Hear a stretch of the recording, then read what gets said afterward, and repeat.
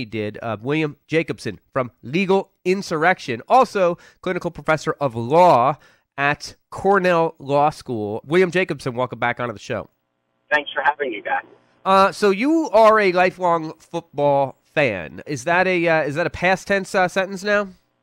I think pretty much. I mean, my first memory of professional football was 1967. The Dallas Cowboys and the Green Bay Packers in the so-called Ice Bowl. And that's when I became a Dallas Cowboys fan. And I was a Dallas Cowboys fan for decades until I moved to Rhode Island, which is just miles from Foxborough Stadium, and everybody's a Patriots fan. So at some point, I'm not sure when it happened, a decade or two ago, I kind of transitioned from a Cowboys fan to a Patriots fan, but that's over for me. A lot of people are really kind of untethering themselves now just from a team loyalty to the whole idea of watching the NFL itself. I mean, as you write about on Legal Insurrection, this was one of the few places in our work weeks, in our lives, you know, outside of our day-to-day obligations and duties to our families and to our jobs, where we could relax. We could not have politics injected into it. And NFL on Sundays in particular was one of those last bastions, and now it seems to be gone because of the politics being injected into it. That's right, and that's what I think is most disappointing and really has turned me off to the NFL. It didn't start last weekend. It's been something that I think has been building for a couple of years, but the NFL was the one place where you didn't have to deal with politics. And that was really something, as somebody who writes about politics all the time, I really appreciated that I could just watch the game and enjoy it. And that's gone. I mean, it has become so politicized with kneeling down during the national anthem and the players joining together and doing it and making political statements on the field. And what we know, of course, is that the NFL doesn't allow all political statements.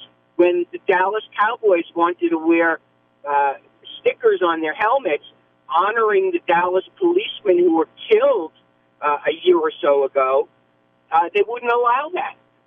And when Tim Tebow kneeled down for prayer for a moment, the media excoriated him because he did it on the sideline. So not all political messages are acceptable in the NFL. The only one that seems to be acceptable in the NFL now is one that is Black Lives Matter, left-wing, to some extent anti-American, not completely. And that's something, the whole thing has sickened me. And then, this weekend when the Patriots came out with a statement supporting the players, as if most people on their job are allowed to hold a protest. I mean, can you imagine if you're working in a restaurant and the waitresses and waiters get together and say, we're going to hold a protest in the restaurant, or if you're working in a supermarket or a department store. That doesn't happen to real Americans. It only happens in the NFL and other major league sports with multimillionaire, spoiled athletes who are pushing a left-wing agenda. And that's what's so disgusting. And for me personally, to see the Cowboys do it like that, and they tried to play it cute, which is even worse. Yes. They tried to play it cute by doing it before the national anthem so they could say, well, we weren't protesting the national anthem. Long story short is, I don't care. You injected politics onto the field in a game. That's it. And it's not even that I'm angry. I just don't care about them anymore. That was the point of the post I wrote. Yeah. Is that I'm just indifferent to the NFL now. It's not emotionally, I'm not connected to it anymore.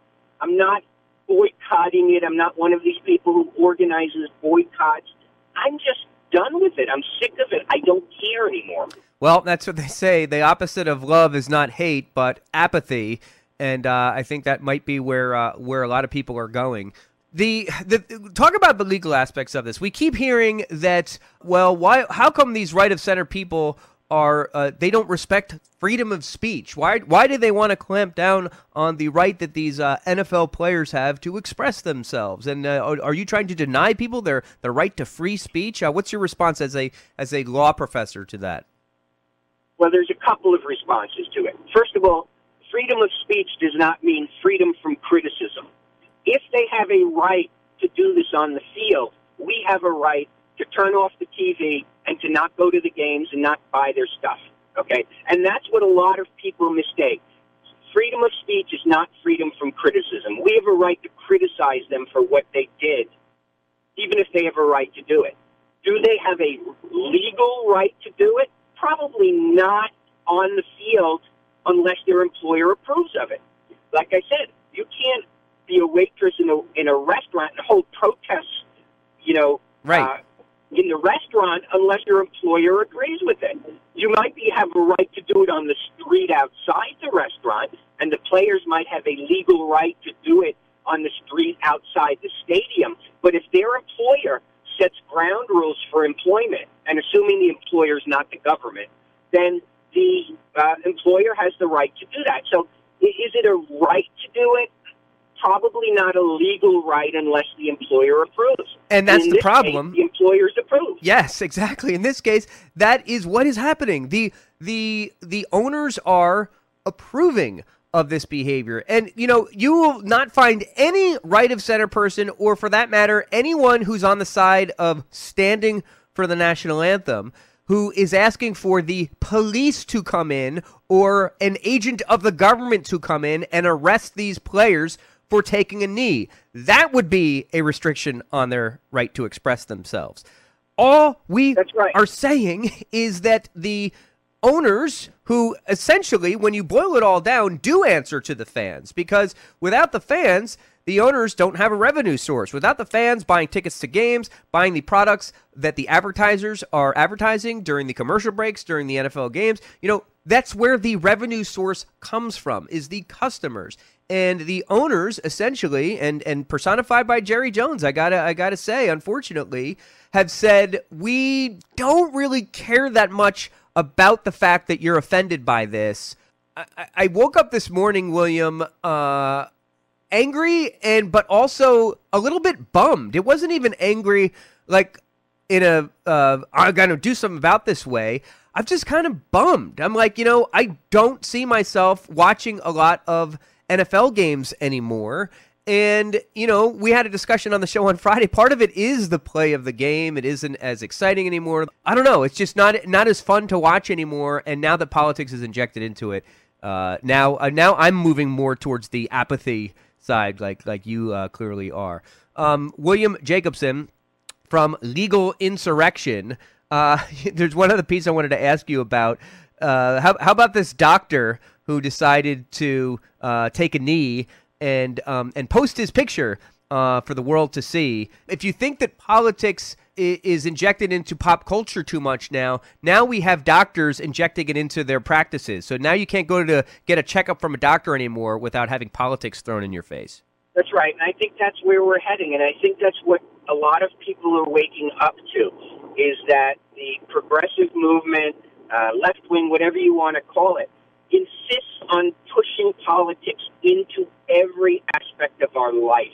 We can't watch a football game anymore. You've got a surgeon on Twitter, and the last time I checked, it had been retweeted over 40,000 times, announcing that he's coming out against white supremacy, an Asian American doctor, and saying that he's going to take a knee in support of the players. I mean, it is everywhere. I mean, I certainly hope he doesn't do it in the examining room with patients or in the operating room. But that's where we're heading. We are headed towards a society which resembles in many ways, Eastern Europe under communism, where every aspect of your life was political, and you could not express a view that was contrary to the prevailing political view, and you were monitored, except now the monitoring isn't necessarily being done by the government. It's being done by your coworkers who are going to out you on social media. So it's really, I think it's just a very depressing direction we're heading when every aspect of our life is put through these political litmus tests. And And I think that's why people are reacting to the NFL, because that was a place where we thought we could get away from it, and now we're being told we can't, and we're being told that the owners of the teams care more about their players than they do about the public and the fans. And I think that's a mistake for the NFL. I think time will tell how big a mistake, but it's a breach of trust with the public. Last question, William Jacobson, legal insurrection. Where does this go from here culturally? I mean, the backlash is clear.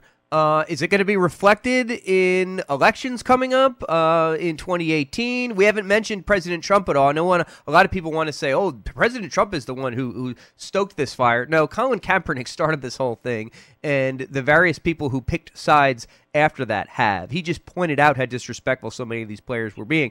But, I mean, do you think you're going to see a groundswell of anger, not just at the NFL, but a reflection of it in upcoming elections? I think it's hard to say. I think there's a lot of anger out there among the Republican base, not just about the NFL, but about the Republican Party. So I think it could be interesting. We're still a year away, so it's a little hard to predict. But I think there's something bubbling under the surface. It reminds me a little bit of 2009 into 2010 in that election where Republicans had a sweep.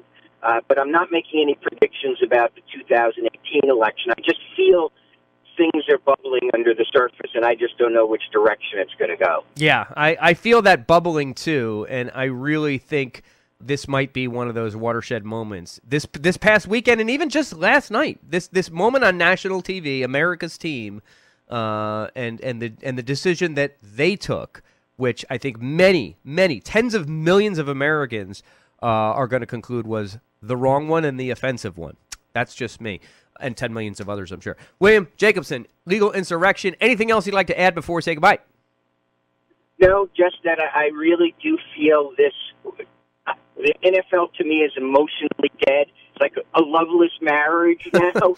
Yeah. I really don't care about it, and I think that's worse for the NFL. I think, if people hate it and they're angry and upset, they're going to watch the games and still get emotionally involved. I'm not emotionally involved with the NFL, and that's contrary to my entire life. Most of my life growing up, the NFL was such a critical part of it. Now it's just something I'm not interested in. Yeah, I think your view is shared, and your feeling, I should say, is shared by lots and lots of other people throughout the country. William Jacobson, we always appreciate you coming on. LegalInsurrection.com. William Jacobson, thanks very much for coming back on the Michael Coolidge Show. Thank you.